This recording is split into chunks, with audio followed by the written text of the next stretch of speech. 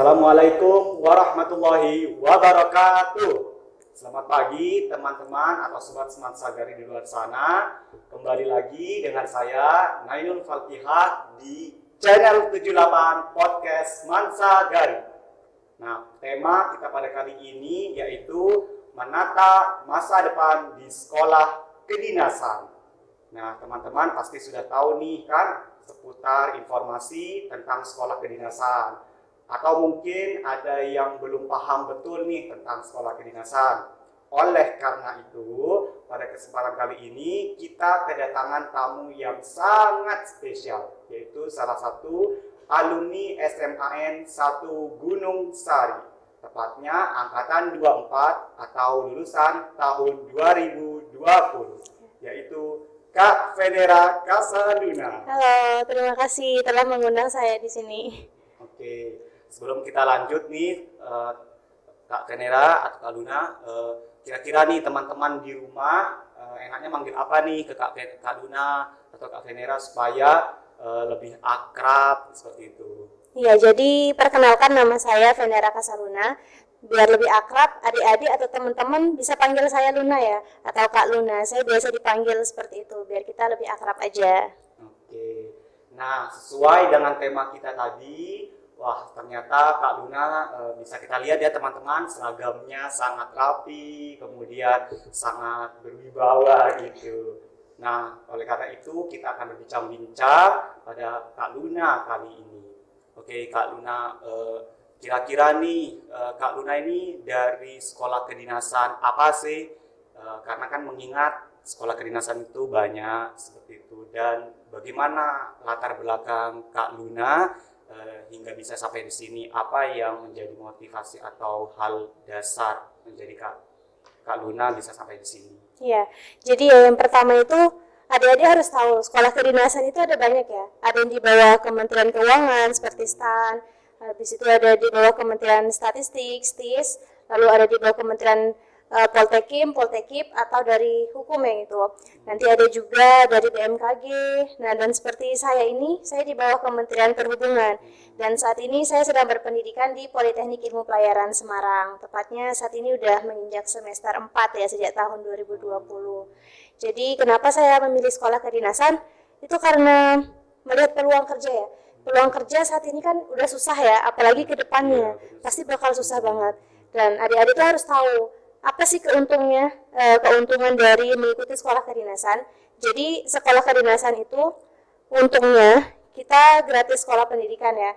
Jadi biaya semesteran, biaya pendidikan itu kita ditanggung oleh pemerintah, dan juga setelah lulus kita langsung mendapatkan NIP, nomor induk pegawai, jadi otomatis langsung jadi PNS. Nah, asik kan? Jadi buat adik-adik yang mau bergabung sama sekolah kedinasan boleh banget, soalnya keuntungannya lulusnya kita kerjanya terjamin. Jadi ya lihat-lihat peluang pekerjaan juga ke depannya. Itu yang menjadi dasar saya ngambil sekolah kedinasan. Oke, luar biasa ya teman-teman. Kak Luna ini ternyata kita juga harus melihat prospek atau peluang kerja di dunia. Betul. Nyata seperti itu ya. Jangan sampai kita menekuni suatu hal tetapi prospek atau peluang kerjanya rendah seperti itu. Nah, di Politeknik Pelayaran. Oke, pelayaran ini Kak Luna ini dari jurusan apa sih dan mengapa ngambil jurusan itu? Ya, jadi di PIP Semarang itu ada 3 jurusan ya.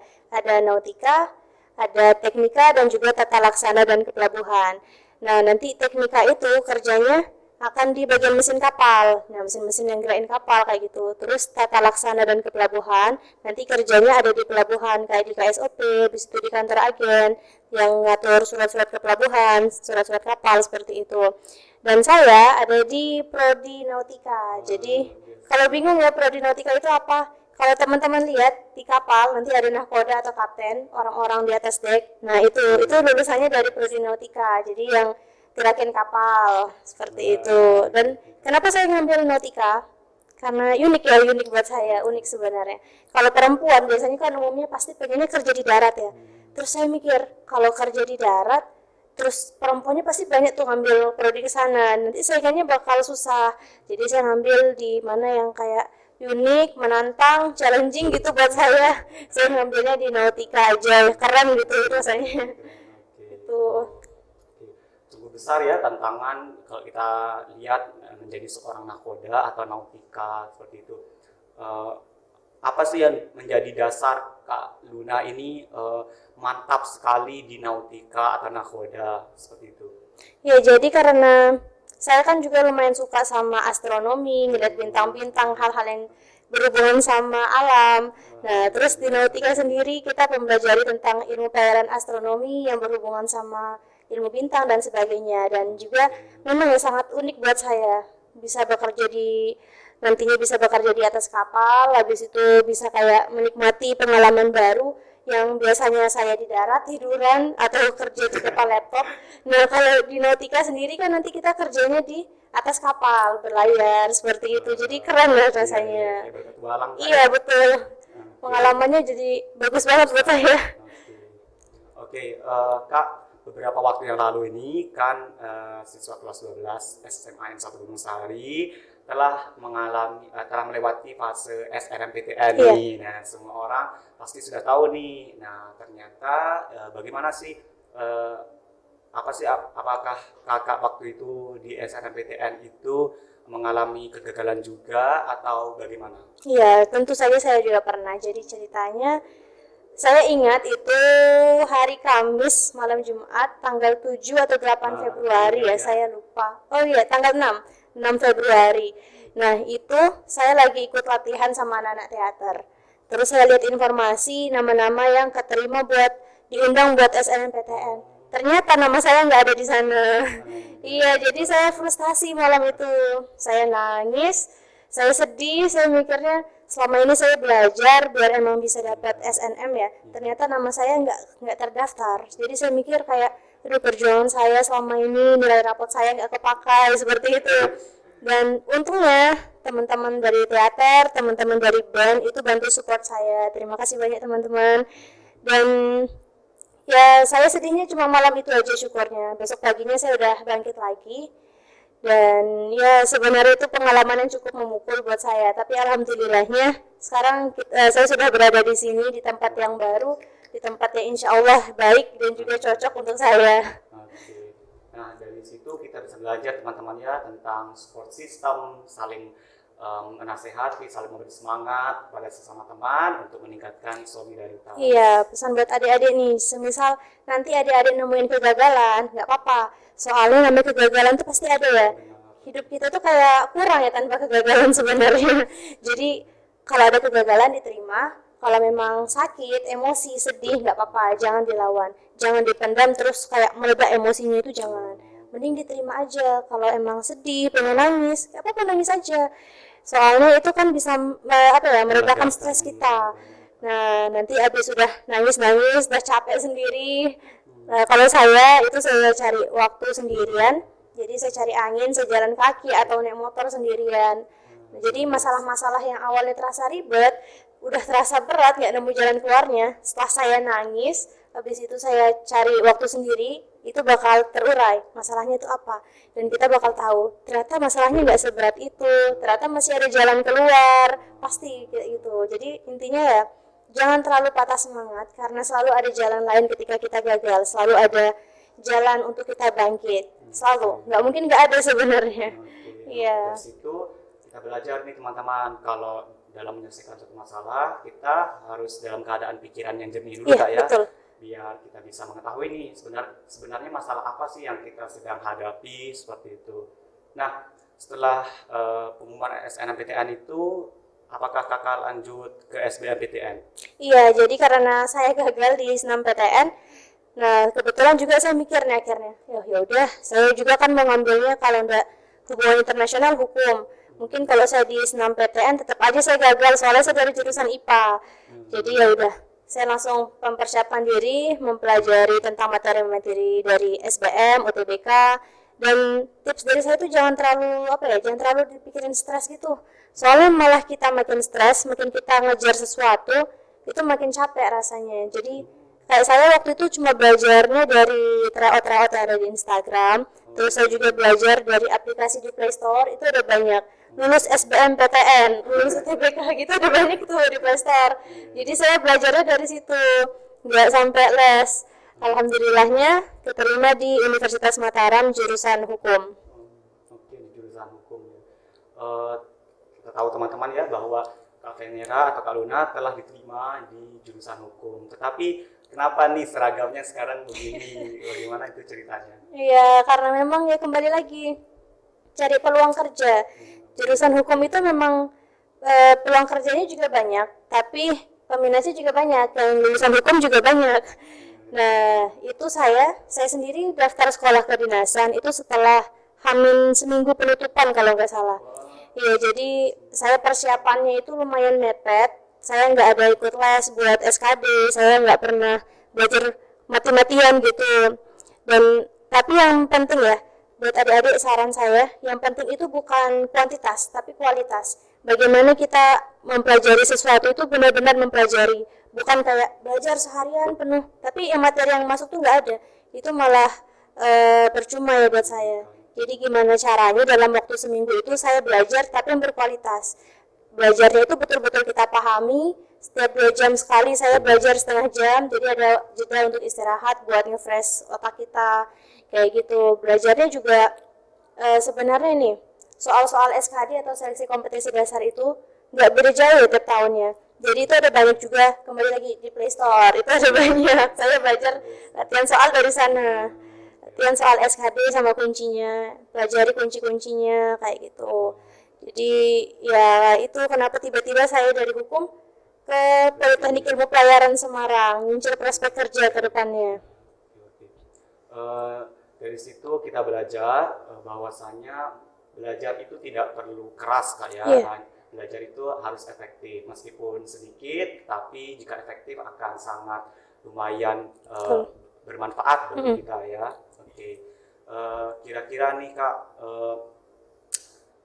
bagaimana sih harapan kakak nih untuk angkatan kelas 12 SMA N1 Gunung Sari seperti itu yang mulai meniti atau mengatur kehidupannya seperti itu? Ya buat adik-adik ya jangan sampai patah semangat karena kegagalan itu pasti ada. Namun gimana caranya kita bangkit, kita temukan jalan keluarnya, kita temukan solusinya, dan jangan sampai kita nge-stuck, kita terjebak sama masa lalu atau kegagalan itu. Jadi kita bangkit, kita cari jalan keluar, udah habis itu lanjutkan apa yang kita cintai. Dan untuk harapan saya ke depannya buat adik-adik, jangan ini juga. Saya harap tuh kalian bisa mencintai apa yang kalian lakukan saat ini, karena kebahagiaan itu berasal dari hati ya. Nah, jadi gimana caranya kita mencintai apa yang kita lakukan, pasti kita bisa merasa bahagia. Dan satu lagi, buat adik-adik yang ngincer sekolah kedinasan, jangan sampai kendor. Percaya deh, jangan cuma ngeliat di lingkungan sekitar kita. Dunia ini sangat luas kalau kita membicarakan masalah persaingan. Banyak orang-orang di luar sana yang sampai ikut les, sampai ikut belajar mati-matian, beli buku yang numpuk-numpuk tebel-tebel ya demi bisa lulus kedinasan. Nah, jangan sampai adik-adik kelas saya terutama malah meremehkan segala sesuatu. Jadi kita tuh harus belajar. Kalian tadi, belajar itu yang penting belajar cerdas, bukan belajar keras. Yang penting efektif menurut saya. Jadi jangan sampai memaksakan diri sampai stres juga, itu jangan. Yang penting ya belajar secukupnya, tapi bisa masuk di otak adik-adik. Habis itu jangan meremehkan, karena kalau kita meremehkan sesuatu, jatuhnya itu kita jadi malas. Jangan sampai kita kalah sama rasa malas yang ada di diri kita. Terus fisik sama kesehatan juga jangan sampai kendor, staminanya, kesehatan di dalam maupun kesehatan larinya, push up, sit up seperti itu sangat penting sebenarnya. Oke. Nah, tadi Kak Luna membahas tentang tes kesehatan ya, kurang lebih. Nah, kira-kira bagaimana sih Kak tes kesehatan di sekolah kedinasan ini? Karena kan kalau masalah tes secara materi atau intelektual, saya rasa teman-teman semua bisa melakukannya ya. Yeah. Tetapi terkadang banyak sekali nih teman-teman yang sudah down karena tes kesehatannya seperti itu. Nah, tes kesehatan sendiri itu seperti apa sih kalau di sekolah kedinasan? Kayak apa yang boleh ditoleransi mungkin, atau apa yang tidak bisa ditoleransi dari tes kesehatan tersebut? Iya, jadi tes kesehatan besok itu kan biasanya sambungan sama tes kesehatan dan samapta. Samapta itu yang tesnya lari 12 menit, shuttle run, push up sama sit up. Dan saya rasa ini nggak perlu dijelasin ya karena udah jelas kan. Yang penting sering-sering olahraga pasti insya Allah bisa lulus. Nah, untuk tes kesehatan sendiri itu dari atas sampai bawah diperiksa semua. Jadi dalam, luar itu diperiksa. Dan untuk yang nggak bisa ditoleransi, terutama di sekolah perhubungan, itu mata. Mata jangan sampai minus. Nah, terus jangan sampai buta warna juga, soalnya bahaya. Apalagi kayak di pelayaran ya, salah lihat warna nanti bahaya. Bisa nabrak karang, kapal kita kan gas nanti. Ya, jadi mata jangan sampai kenapa-napa, minus plus ataupun buta warna jangan sampai. Habis itu tangan, kaki ataupun organ tubuh yang lain. Nah, kalau ada bekas patahan yang merugikan instansi lain, saya khawatir nanti bakal susah yang diterima karena ya memang fisik juga kan di sekolah kedinasan itu banyak fisiknya. Nah, jadi ya harus kuat secara fisik dan mental. Habis itu juga pendengaran, nanti ada tes pendengaran. Jangan sampai telinga kita sendiri bermasalah. Buat yang sering-sering dengar pakai headset dengar lagu keras-keras, lebih baik dikurangi dari sekarang. Ya, dikurangin dulu biar telinganya fresh ya. Dan untuk kalau misalnya bekas luka atau gigi yang tidak rapi, sebenarnya itu tidak terlalu jadi permasalahan ya. Soalnya banyak yang tanyain, Kak saya ada bekas luka gimana? Itu nggak apa-apa, yang penting tidak mengganggu fisik dari tubuh itu sendiri. Sama seperti gigi, mau giginya rapi nggak rapi juga nggak terlalu bermasalah. Yang penting tidak mengganggu proses fisiknya, seperti itu. Oke, ternyata sangat penting sekali ya menjaga kesehatan untuk masuk sekolah kedinasan. Terutama teman-teman nih yang nekro-nekro TikTok terus, kasihan matanya ya. Kalau ingin bercita-cita masuk sekolah kedinasan dikurangi dan lebih banyak makan makanan bergizi. Nah, yang selanjutnya adalah bagaimana sih tanggapan kakak nih terhadap teman-teman yang sekiranya lebih memilih perguruan tinggi negeri seperti itu ketimbang sekolah kedinasan karena ada banyak tekanan ataupun paksaan dari keluarga ataupun orang lain. Itu bagaimana apa seharusnya yang menjadi pertimbangan dia seperti itu? Ya, jadi menurut saya sendiri mau teman-teman lanjut di sekolah negeri, di sekolah universitas biasa ya, sama di sekolah kedinasan sama saja. Kita sama-sama belajar, kita sama-sama menempuh apa yang kita lakukan. Jangan sampai teman-teman mengikuti suatu pendidikan itu karena suatu paksaan. Hasilnya berat. Iya, berat sekali. Lebih baik apa yang teman-teman sukai, teman-teman lanjutkan, teman-teman lakukan. Ya, pokoknya kayak gitu. Kalau saya sendiri karena memang nautika di pelayaran juga unik buat saya dan insya Allah saya bakal suka di sini. Jadi ya saya tetap lanjutkan di sini. Tapi buat teman-teman yang memang sukanya di universitas biasa, mungkin bisa sambil nongki kerjain tugas kayak ya mahasiswa pada umumnya, itu juga nggak apa-apa. Karena ada banyak jalan menuju kesuksesan, kita nggak mungkin kumpul di satu jalan, yang ada nanti jalannya macet kan. Ya, jalan kesuksesannya macet, jadi ada banyak jalan buat menuju kesuksesan masing-masing. Nah, teman-teman, kita sudah mendengar banyak sekali motivasi dan informasi dari Kak Luna seperti itu. Nah, harapannya semoga Kak Luna bisa menjadi orang-orang yang sukses dan berjaya di bidang yang dicintainya ya teman-teman. Dan semoga teman-teman juga bisa menjadi sukses dan berjaya di sesuai bidangnya masing-masing. Sekian dari kami. Jangan lupa like, komen dan subscribe. Assalamualaikum warahmatullahi wabarakatuh. Waalaikumsalam. Sampai jumpa.